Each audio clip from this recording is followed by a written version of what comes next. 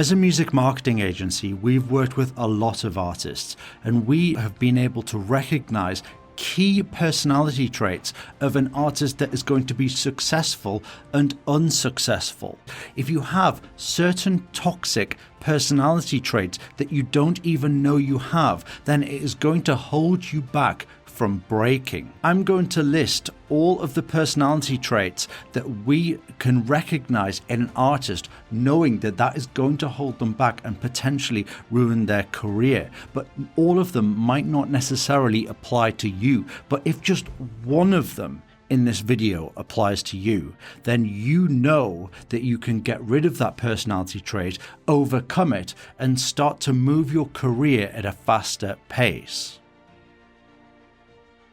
The first trait is not expressing who you truly are, and therefore you hold back who you are because you are trying to appease your potential fans or thinking about what your existing fans want from you or who they want you to be. However, that's not sustainable, and therefore it will come across as inauthentic because you are not expressing yourself and you're not able to continue being who that person is. So you need to be your true self on social media, in your branding, in your messaging, and that is something that you can continue. Point number 2 is don't expect to be good at something from the very beginning. And I can't believe how many artists expect to be good at something from the very beginning, because of course you've been learning to sing, you've been learning musical instruments, you've been learning to read music, and therefore you know that you won't be good at something in the very first instance,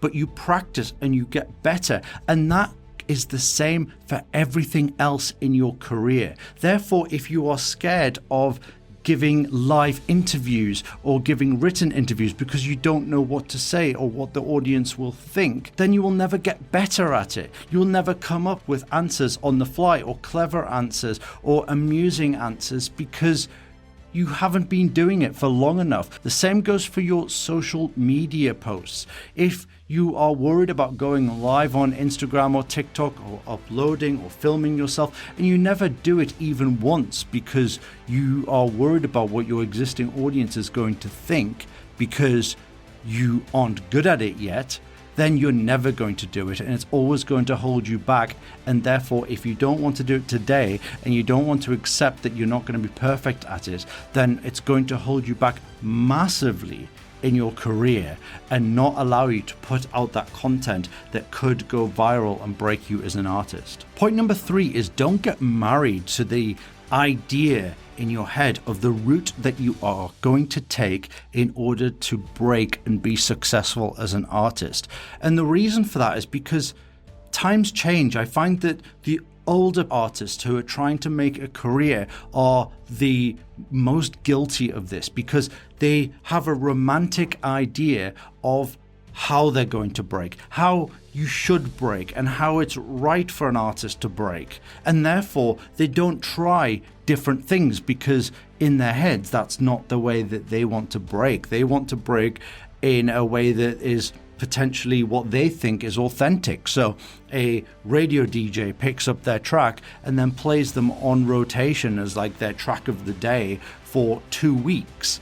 But in actual fact, if you are writing off, for example, TikTok, because in your head that is inorganic, then the chances are you're missing out on huge amounts of opportunities over here, where because you're focusing on the narrow opportunities, because that's how in your head you're going to break. But what might actually happen is that you never break, because the music industry and how people consume music and how people find artists is changing all of the time.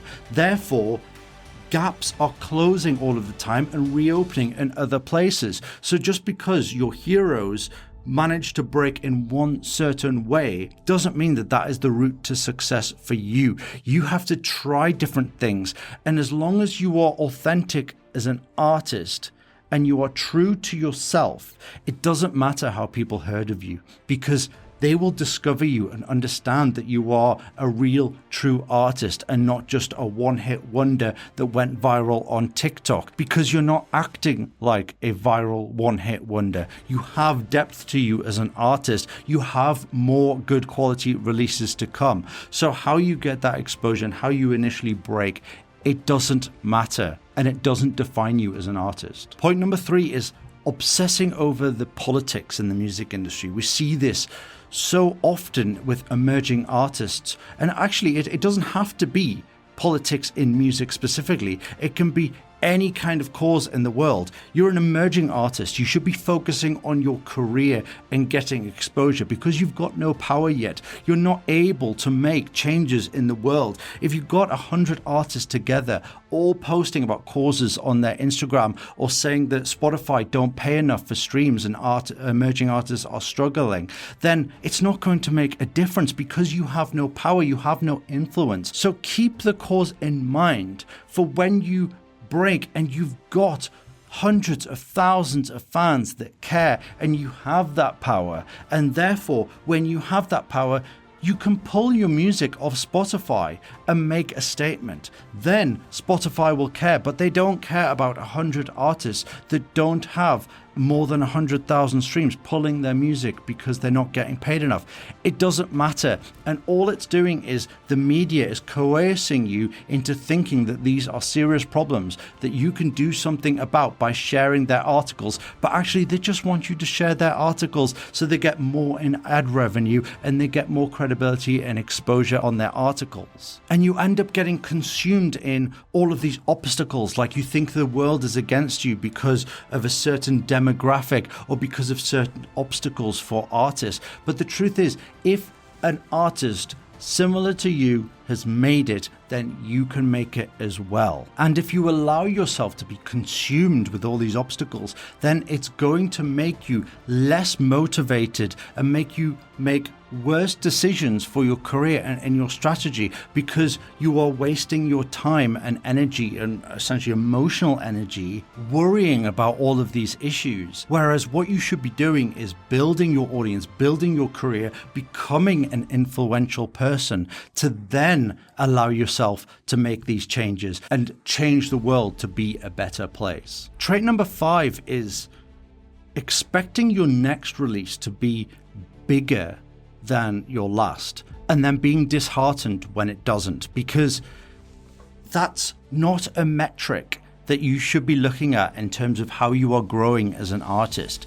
If you got 1 million streams on a release because it was picked up by the algorithm, because it was picked up by editorials, maybe it went viral on TikTok, and then you only get 50,000 streams on your next release, that isn't a disaster. You can still technically have grown as an artist from that 50,000 streams, because if you have managed to convert, say, 10,000 people from your 1 million stream track, and you have 10,000 dedicated core fans, then 10,000 of those people have listened to your track and they've become more invested in you as an artist, and therefore you've got exposure of 40,000 new people who could become invested in you. And therefore it doesn't matter if you've got less streams. You should look at metrics that actually matter. How many people are buying tickets for your shows? How many people are DMing you on Instagram? How many people are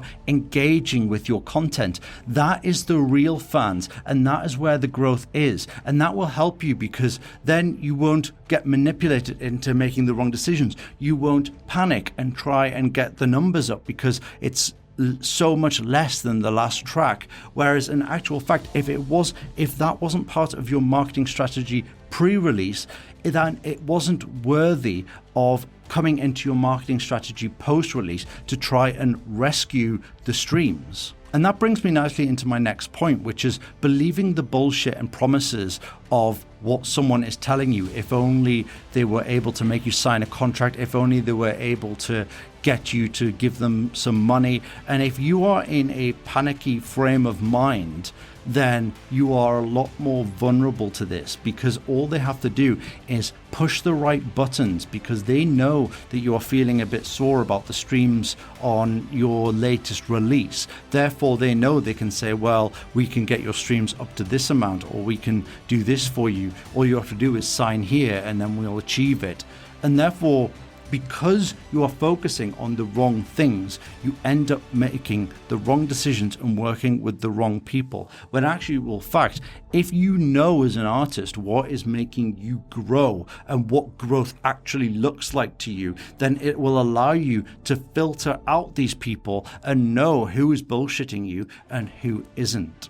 Trait number 7, I think, is my favorite point, and it actually comes from Gary Vaynerchuk, Gary V on YouTube, and that's trying to impress people that you don't like, or doing something or looking for success because you want to take revenge. So if your classmates bullied you, for example, and you've just left school and you want to make it as a musician, and they've told you that you're not going to make it, or your teachers told you that you're not going to make it, and you want to prove them wrong, then you will start making the wrong decisions, because you will try to prove them wrong in ways that actually don't matter to you, but you know will probably matter to them. Therefore, you get to rub it in their face. And have you ever noticed in life that when you want to impress someone or show off to someone, it's usually 99% of the time someone you don't like, or someone doesn't like you? Maybe you've had an argument with somebody and they've taken a dislike to you. And that's when you want to show off that you've got a successful music career, and therefore you've got a Lamborghini or 100,000 followers on Instagram. That's when you want to impress them. But you never care about that with your friends. You never want to rub it in your friends' faces. And that is key, because there are so many aspects to that which will ruin your career. Because like I said, you will want to go and get 1 million streams, knowing that it's not the right metric to be caring about. However, you want to rub it in the faces of people you don't like. Secondly, when you do get to rub it in their face, you don't get the validation that you think you would.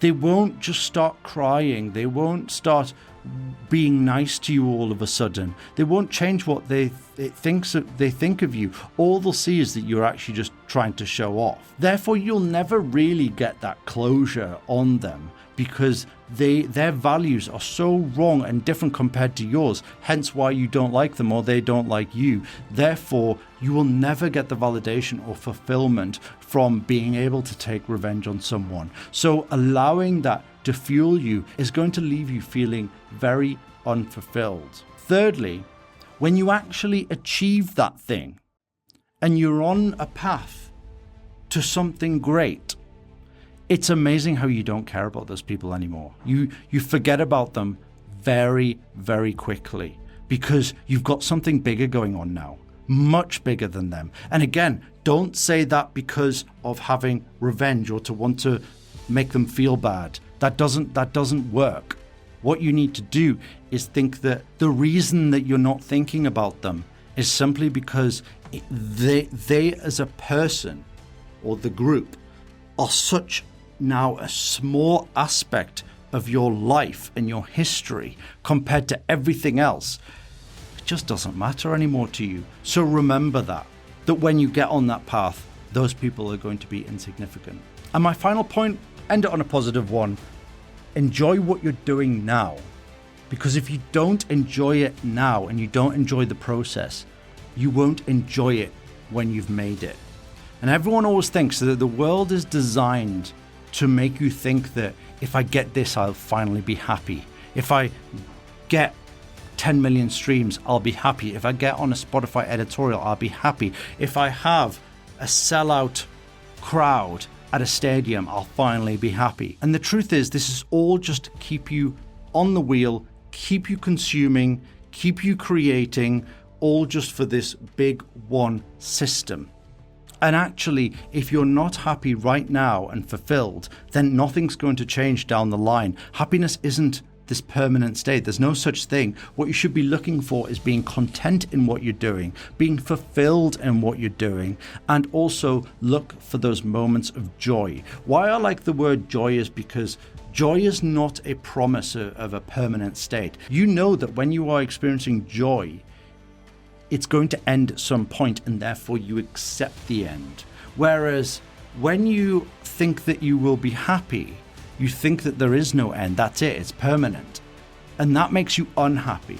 And if you watch documentaries or read about the lives of artists who have been successful, a lot of them have been unhappy because they've been seeking something. So if you watch Bohemian Rhapsody, the movie about Freddie Mercury, if you watch the Elton John movie, he literally had drug addiction. So did Freddie Mercury. There was something unfulfilled about them because when they'd finally got there, they didn't feel like this happiness that they were promised. And the same goes for the Elvis movie. He constantly was performing. He performed himself to the grave because he needed that validation from the audience constantly. He was seeking something that wasn't there, and again was driven to a drug addiction simply because he wasn't feeling what he thought he should be feeling.